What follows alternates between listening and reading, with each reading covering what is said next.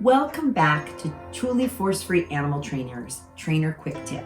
Today, I want to briefly, this is a big subject, but I just want to touch on the alpha dominance theory.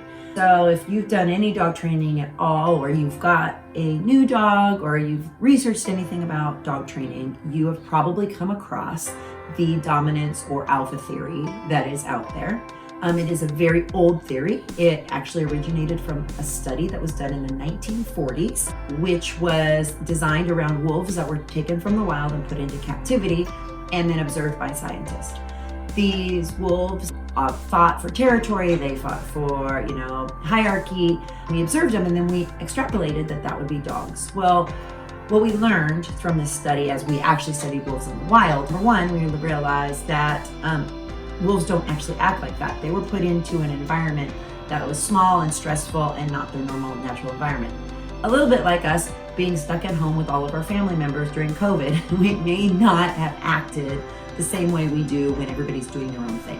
The thing we realized from that study is that wolves and dogs are not the same creatures. So although they have similarities, wolves are out in the wild, they're fighting for their resources, they're fighting for their territory, they actually have to live on their own and survive on their own. Our domesticated dogs do not do that. We provide the food, we provide the shelter, we provide everything. So there's no way that we can really compare them. It's like comparing apples to oranges. And the scientists who did the study in the 40s actually tried to say, wait a minute, we were wrong. But for whatever reason, that study stuck. It has a lot to do with humans liking to be in control. So having the idea of being alpha or dominant over your dog, for some people, gives them comfort thinking that they need to control their dog in this alpha dominance way.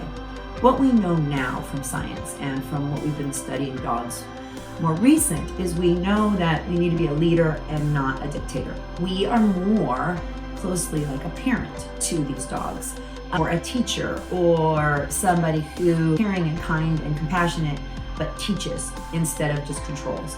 So what I mean by that is we have to teach our dogs what we expect from them in certain environments. Some people want them on the couch, some don't. There has absolutely nothing to do with dominance in that. It's just a preference of where you want them to sleep or lay. We control their food, so they don't need to, as long as we're providing food, we don't need to be dominant over them for their food. And in fact, when people try to be dominant over their food, when there's resource guarding, it actually can make the resource guarding worse, because the resource guarding has nothing to do with trying to be alpha. It usually is fear, there's anxiety involved, there might be some other reasons that the dog is resource guarding, and has absolutely nothing to do with trying to be dominant over the human. When we think about our dog relationship and animal relationship, we need to get away from the idea of we are alpha or dominant over them, and we're more of a caring, kind parent or teacher, and we need to understand and teach them. We can't just expect them to know English. We can't expect them to know everything about us.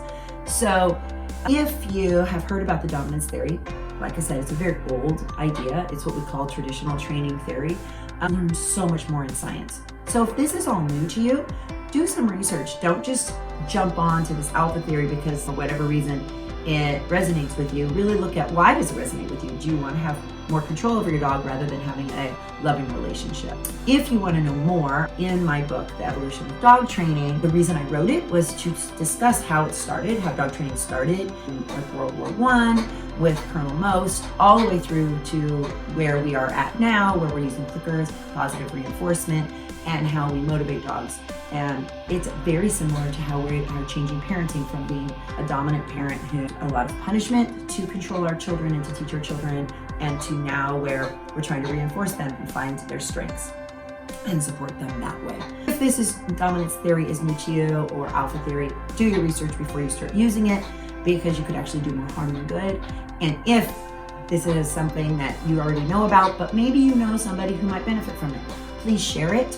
You can share it with our Facebook, we have our Instagram, and you can check out trulyforcefree.com. And if you have any questions, we'd love to hear from you, and you can email us at info@trulyforcefree.com.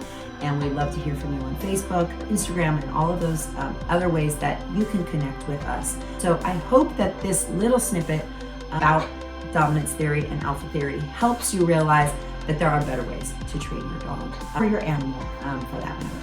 So I hope that this helps, and we'll see you next time.